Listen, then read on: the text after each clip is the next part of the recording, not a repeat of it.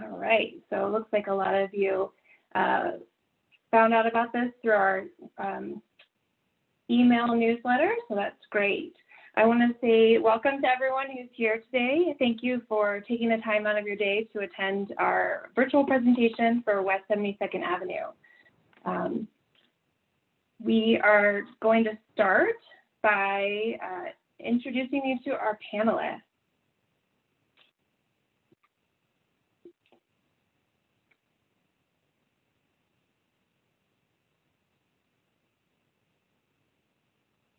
All right, there we go. So we have a lot of panelists on this meeting today. So we'll just kind of start at the top, and if you could introduce yourself and then just keep moving on down the line. I'm Bill Cornelius, City of Arvada Project Manager. I'm Ben Irwin, the Chief Communications Manager for the City of Arvada. Thanks everyone for being here. I'm Rachel Kuro-Iwa. I'm the Communications Manager for Infrastructure. Hi, I'm Nancy Ford. I'm your City Council member. I'm glad that you're here tonight. I really appreciate your engagement. This is terrific. I think it's going to make for a great project. Hi, my name's Jay Parker. I'm with H.C. Peck and Associates and heading up the right-of-way acquisition effort. Hi, everyone. I'm Andy Schmidt. I'm with Old Tag, and I'm serving as the owner's rep for this project. Hi, Will Kearns, also serving as an owner's representative for the project.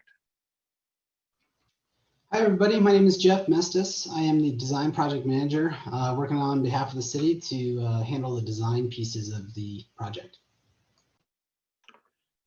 And Laurie Walsh with SEMA Construction, representing the contractor for the project.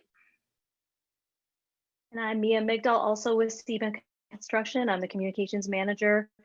SEMA is really excited to work with the community of Arvada and to participate in this project. Thank you.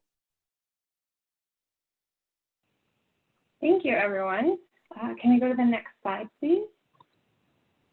So I just want to give you a brief overview of what we're going to do today and do some kind of housekeeping about how this meeting is going to go. So the purpose of this meeting is for our project team to provide some highlights and updates on the corridor design and to share a tentative construction schedule. We'll also discuss next steps. We're going to talk about how you can submit questions about the project and then how you can stay up to date on the project moving forward.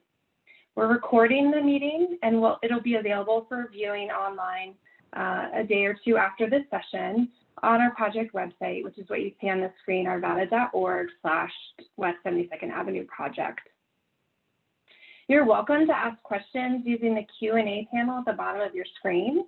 This is a very large meeting. We have kind of a lot to cover, so we may not be able to answer questions during the meeting, but we will record everything, and the project team will respond to all the questions after the meeting.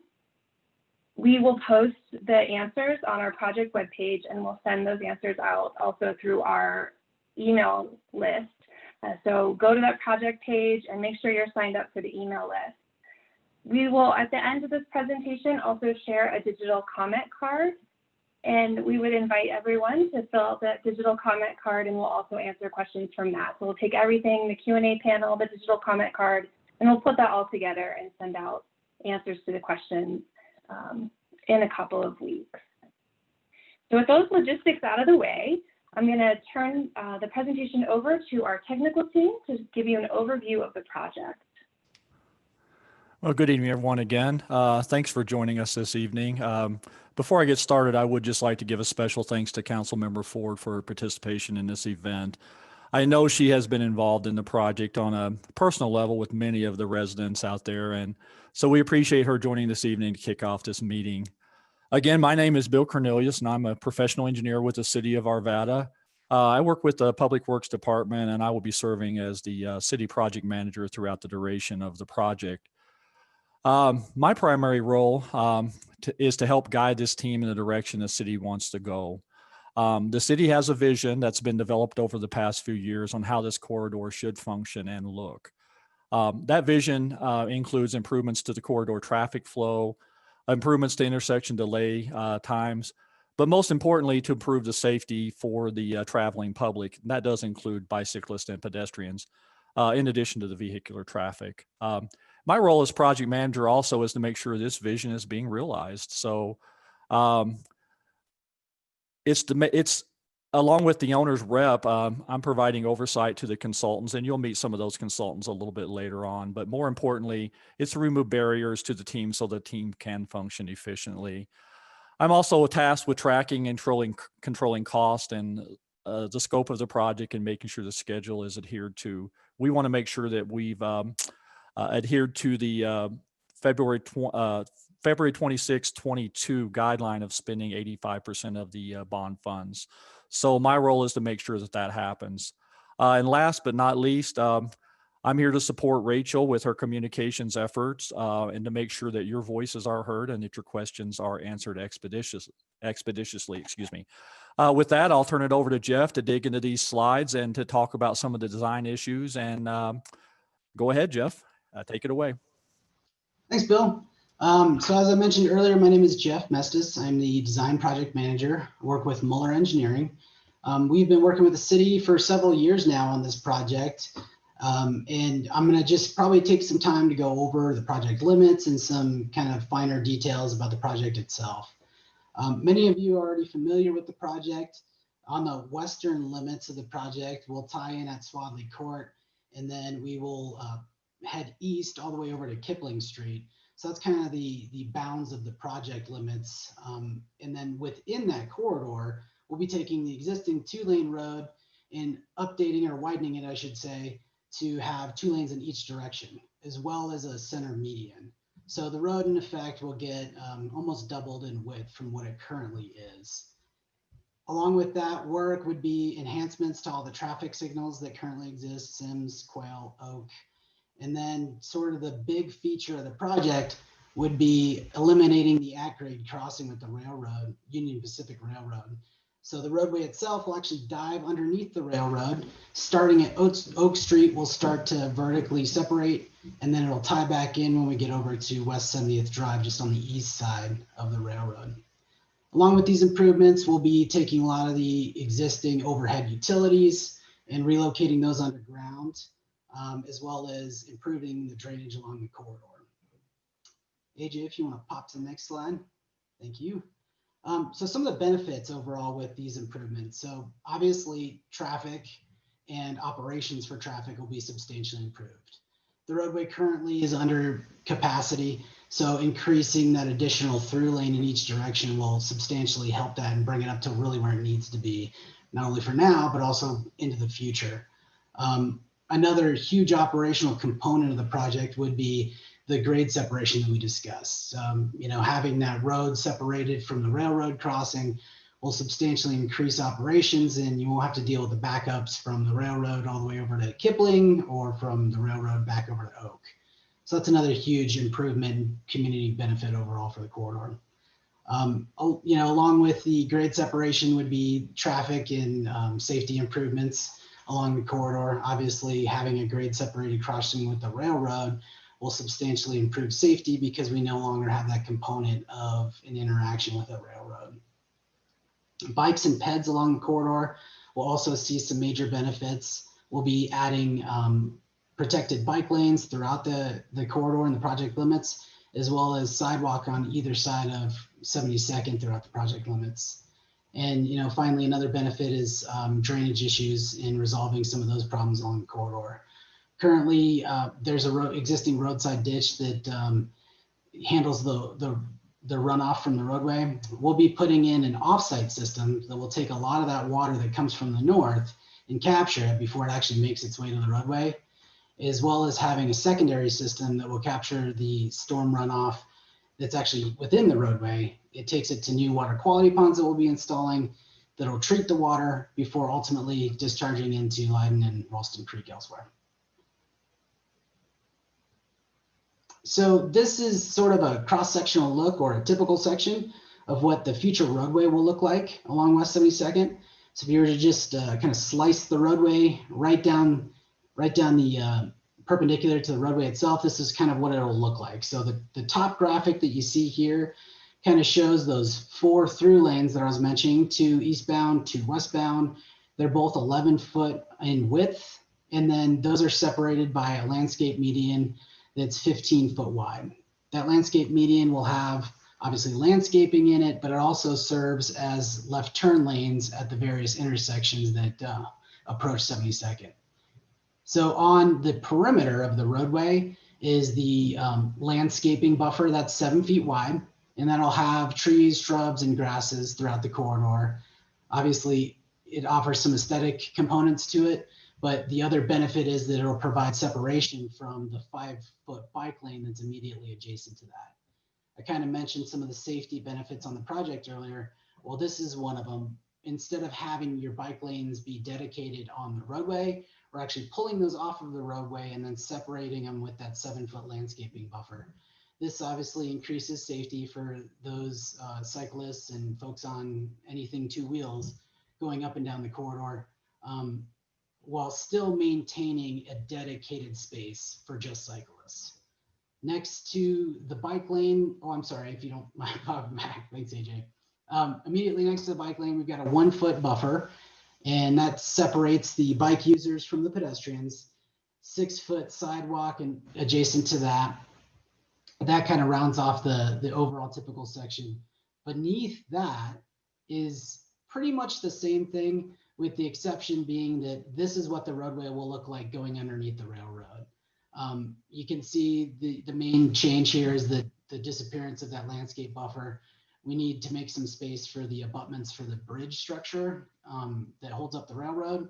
And it's not shown in this graphic, but right next to the through lanes, the outer through lanes will be a shoulder, 4-foot shoulder that will allow for some space for the through lane. But otherwise, you know, bikes and peds, the width of those lanes stay similar to what we have above.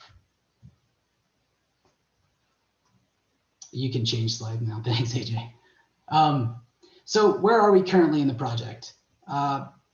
We're sort of on the left side of the screen here, these 2 bubbles, which is right-of-way acquisition and roadway and underpass design. We've started the right-of-way process, the acquisition process. Many of the folks who are affected along the corridor have already been in discussions with the city, and you know that process is ongoing, and we're hoping to wrap that up towards the end of the year. After that, and kind of concurrent with that whole process, is our roadway and then the railroad design to get the roadway underneath the railroad. So obviously we're still finalizing that. We're about at a 70% level currently, and we'll be advancing final design towards the end of the year. After that phase, we'll go into the early utility construction phase. So I mentioned this earlier as well. All those private utilities that are overhead now will currently be overhead now will be underground along the corridor. After that's done, then we can enter into our construction phase. So going into a little bit of details about that construction timeline and what that looks like. If you want to, there we go. You can kind of see a little bit of what we were talking about just on this last slide. We're currently in this Q4 of 2020, finalizing design and then entering into that utility construction phase. So that's going to start in February of 21. We should have enough of the property by that point so that we can start taking all of those overhead facilities and start undergrounding them. That work is not necessarily going to be done by our contractor during this phase. It'll be done by the private utility companies. So Excel, CenturyLink, and Comcast have a lot of work involved with taking all those utilities, putting them where they need to go ultimately, and then undergrounding the overhead facilities. So that'll take about 6 months to do. You'll see those folks out there for a while, starting again in February to March timeframe of 2021. After that, and while we're finalizing the railroad plans, we would be going into our first phase of construction, which is the west half of the project. So everything from Swadley to Oak. That work is targeted to begin right now in summer of 2021. So after all the utilities are moved, we can start doing some of the roadway work and work that the city's contractor will be performing along the project corridor. We have split the project into 2 sections from the west side of the project, which is Swadley over to Oak, and then the east side of the project, which is Oak to Kipling. That's where the underpass is in that second phase of construction. So they kind of overlap each other in that Swadley to Oak will start in summer of 21, and then Oak to Kipling will start towards the latter half of the year, maybe August or fall of 21. Both of those timelines continue through 2022 and 2023 into 2023. The goal being that we are wrapping up construction towards the start of 2023. But we do understand that it's a long process, and we will do as much as we can to try to minimize those impacts to the traveling public within this area. But at least everyone kind of understands and knows what the timeline will look like along the project. So AJ, you could probably move on to right-of-way acquisition process. And with that, I'll turn it over to Jay Parker. Well, good evening. What you see on the screen is kind of a high-level, step-by-step process for right-of-way acquisition. As Jeff mentioned, we are in the process, and notices of intent have gone out to probably at least 80% of the folks that are affected by the project or with acquisition. We anticipate the balance to go out here in the next few weeks as we receive legal descriptions.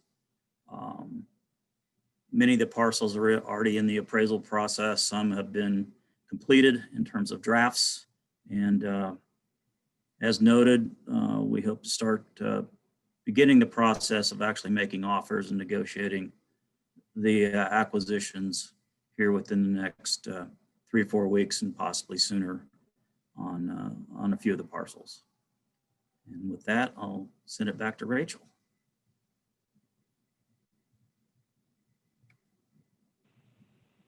We've got Andy is going to talk about noise studies. Yeah, hi everyone, it's Andy Schmid. As I mentioned, I'm serving as the owner's rep on this project. And so I wanted to talk a little bit about the noise study. We've received a variety of questions throughout the project related to noise. And so we've provided a lot of answers in the forms of a fact sheet, which you can find on the project website listed at the end of this presentation. And there's a lot of detailed information in there, so I encourage you to check that out. The noise technical memo is also located on that website, so you can take a look at that as well. But some of the topics that we have responded to related to noise include information about the noise study itself and the outcome determination factors, time and location that the data was collected, and other sound barriers on nearby projects and future noise levels related to those. The new design of the corridor was used to give the most accurate noise measurement results. That's one thing that we did address as well. So a couple important highlights to note about the noise study. The City of Arvada is following FHWA's traffic noise analysis and abatement guidelines, and that was independently checked and reviewed as well. And the results of that study have determined that this project does not require a noise wall. The second thing I want to highlight is the traffic data was collected and used along with previous average daily traffic for the corridor, and that data was adjusted to using growth factors to represent peak hour conditions for both the existing condition model as well as the future condition 2040 noise model. So this predictive model was then used to estimate noise conditions at more than 537 receptors of noise for future conditions. And that is used to predict the worst case scenario in the year 2040. So ultimately where we're at now is, as a result of that traffic noise analysis, the design proceeded with the wood fencing option. And that is where we're at today in proceeding with that wood fencing option.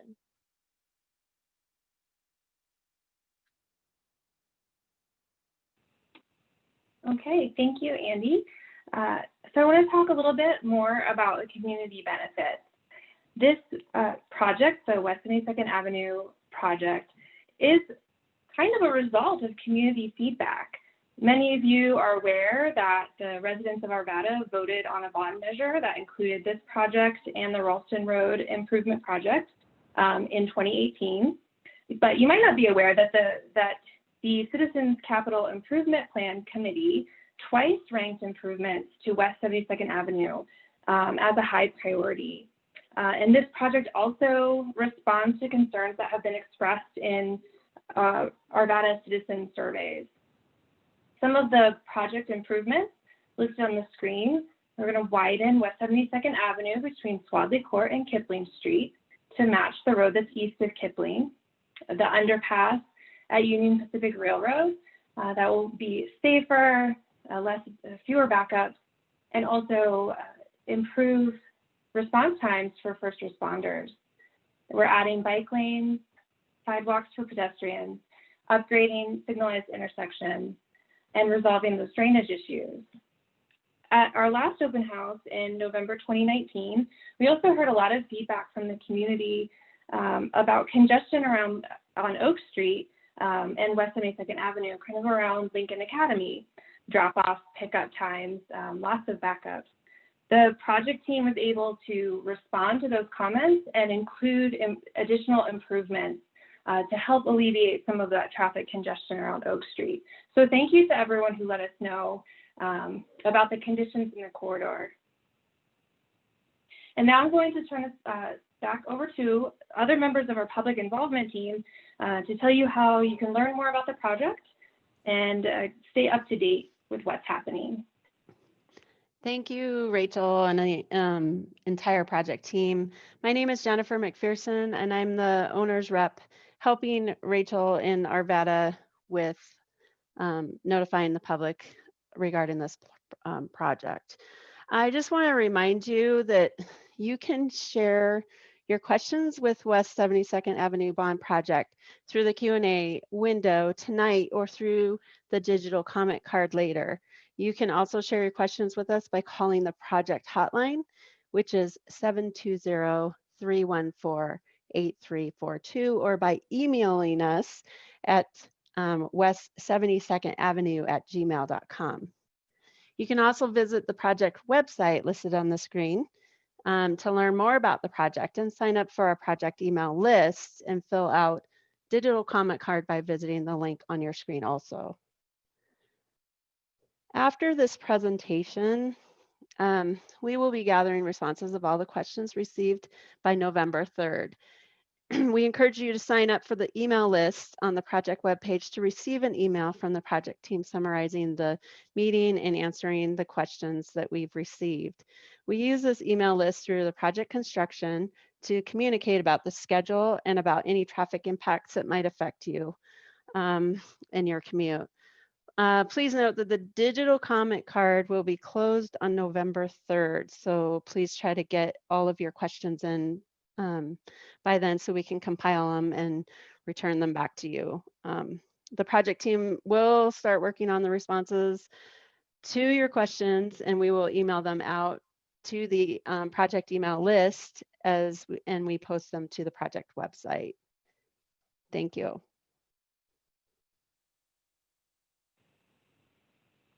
So we have a few questions in the Q&A that I think we could probably answer a little bit now since our presentation wrapped up in under 30 minutes. So are the panelists ready for a couple of questions? I can read them out. This first one is, will 72nd Avenue remain open throughout construction? Bill, you want me to answer that one? Yeah, that'd be fine, Jeff. Go ahead. Okay. So I guess the big answer is yes, it'll stay open throughout the duration of construction. There's just going to be a couple of shutdowns where we have to flip traffic over in between phases of construction, or for instance, when we shift traffic over to a temporary detour road in order to build the railroad bridge. So there'll be some mini phases where, construction or traffic on 72nd might be shut down. We do have we've done some detour analysis to provide safe detours, and usually that stuff happens over a weekend and not during kind of peak traffic times. But overall, we'll maintain one lane in each direction throughout the duration of the project. Thank you. This is a good one for Andy and Will. Can you describe the role of owners representatives specific to this project? Sure, I can take that. As owners reps, we work for a consultant, Olteg, and the city has hired us to help them serve sort of as an extension of staff for the city to help Bill and the other project team through the CMGC process. So we're really serving in that oversight role alongside Bill to kind of help move the project forward.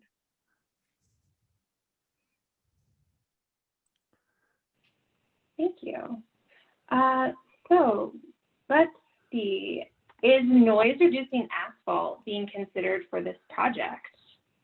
I'll take that one, Jeff. Our asphalt that we're using for the top course is called 7628, and that is a polymer-based asphalt. While it is quieter than some of the rubber-based or non-polymer-based, the noise, what you will hear when you drive it, is significantly lower, but I don't know that it would really affect the noise from the residents' perspective. So while it is a little quieter, I don't know if it could be considered a noise-reducing asphalt. Great, thank you. Will the bike lane surface be concrete as in the sidewalk or asphalt like the roadway?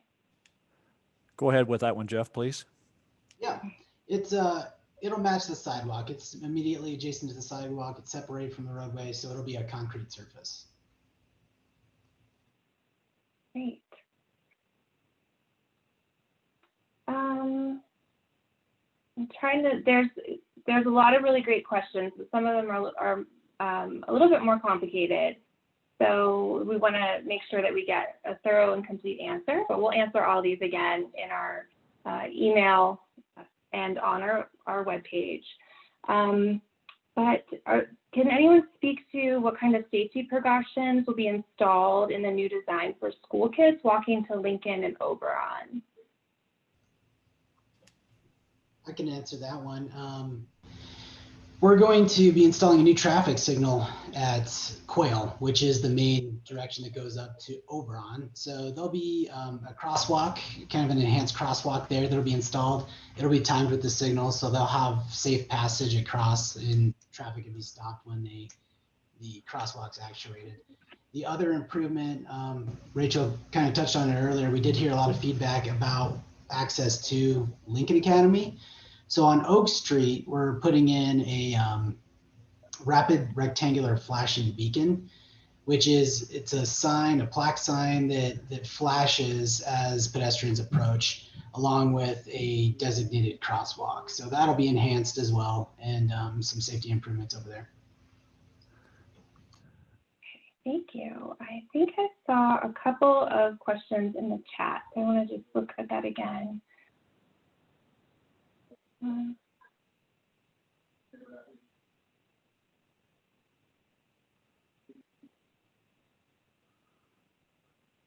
There's a question about the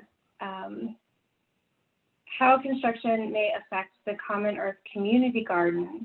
And I don't know that there's going to be a specific answer to that, but the participant would like to know if it can be done outside of growing season, if that's possible. So construction schedules shift and change with weather and other conditions, but is that something that anyone's thinking about right now, or it's too early in the process? Rachel and Bill, you guys correct me if I'm wrong. I believe that the Common Earth Community Garden is the garden that's on the church property at 72nd and Sims. If somebody knows the answer to that, I'm pretty sure it is. There's not that many. I believe it's the only community garden along the corridor. That's the only one I know about, yeah. Right. So assuming that that's the one, I think that the construction near and around that community garden, we've been working with the church and, have had some communications with the church. So I think that the garden itself will be pretty minimally impacted. We're putting in some sidewalk adjacent to the garden, but we can work around and probably wouldn't affect many or if any of the plants that are around there. Thanks, Jeff. How will this project affect traffic southbound on Oberon? So I think that they're meaning maybe southbound from Oberon onto the project corridor. The capacity on Quail there will remain the same, and additional through lanes on 72nd will actually help bring traffic up Quail as well as down Quail. Being that there's going to be 4 through lanes on 72nd, the ability to take a right off of Quail and get onto 72nd will be, pretty significantly enhanced since there's 2 through lanes there, as well as being able to get off of 72nd with, it's not a dedicated right turn lane, but you wouldn't be holding up traffic behind you as you're taking a right. So I think those will be probably some of the enhancements as far as access to and from the school. Thank you. Here's another one. Will the speed limit remain the same or be reduced? We're holding the speed limit the same. It won't be reduced. Okay, so keep those questions coming into the Q&A. We're not going to be able to get to all of them, and as I mentioned, some of these are really great questions that we want to take our time and thoughtfulness and make sure we get complete answers. So we will answer all of these questions. We'll put them up on our website. We'll send them out by email. If you want to think on things, if you want to look on the resources we have on our project page and then send us a question on our digital comment card, we invite you to do that as well. On the project page, we have an overview of the project. We also have, as Andy mentioned, the noise technical study, the noise fact sheet. We have the boards and presentation materials from our previous open house that show there's a lot of stuff in there, including a roll plot, which is just a really big map of the whole area that shows the limits of the project and kind of how different streets that cross 72nd, like how they would be affected by this project. So there's lots of great information up there if you want to dig into it and think a little bit more about your questions. But we will be getting back to everyone. Let's answer 2 more questions, I think, and then we'll wrap this up. So I have a question about how will the west turn from route onto 72nd be handled, crossing 2 lanes to turn west? So route access will be maintained as it is now. Obviously, there's an additional through lane there, but they'll still be able to take a left out of that subdivision from route heading westbound. There's a receiving lane, a left turn lane pocket that they can turn into that's protected. Or, if they have a gap, then they can just go directly into either one of those left turn lanes or either one of those through lanes that are headed westbound. So they'll still have full access and some options as far as, sort of a protected pocket versus going into a through lane when they have the pocket. Thank you. From one of our cyclists in the community, would you recommend cycling through the zone during construction?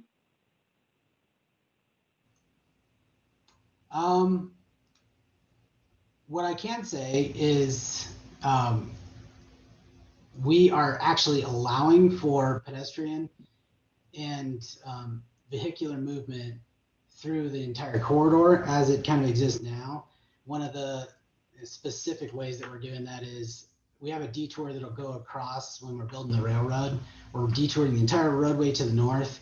The city has allowed and kind of pushed for having enough space there so that cyclists and pedestrians can continue through that whole detour area. So much of the sidewalk that is currently there will just tie back into while we're building the south half of the roadway in the first phase, including the detour area. And then when we flip traffic, the new sidewalk will already be built so they can use that area. So I guess maybe a long-winded answer is, yeah, you'd be able to cycle through the corridor. Maybe try it once or twice, and then you might want to find another route, or you'll be comfortable. All right, so I said we'd answer, is that 2 more questions?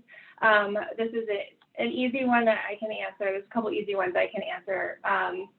Someone asked if we would post a recording of this on our site, and yes, we are recording. I'll have it up on our project page within a day or 2. And I'm going to send out an email to everyone on this call just a few minutes after we're finished, thanking you, giving you a link to our project page and the digital comment card. So you'll have that in your inbox when you're ready for it. And then we have a question, if we plan to hold more meetings like this going forward. And yes, we will have more opportunities to give updates to the community as we move forward. We'll also be using our project email as a really good way to stay up to date if you want to get kind of, once we get into construction, we typically use those email lists for, traffic impacts and where the construction is going to be at different phases. So that's really good if you need to know kind of what's happening each week and get more updates. We post updates onto the project page if you want to look at that. And then we give periodic updates, city social media, Nextdoor, the Arvada report. So, depending on your interest level and how much information you want about this project, sign up for that email list if you want, high information. And then some of the other ways you can kind of dip in and out based on your interest. But I'm sure we'll have more presentations, and hopefully as the project progresses, we'll be in a place where we can meet in person and be together as a community to talk more about this project. Do any of the panelists have any final words to say to our participants? Yeah, I'll close this out.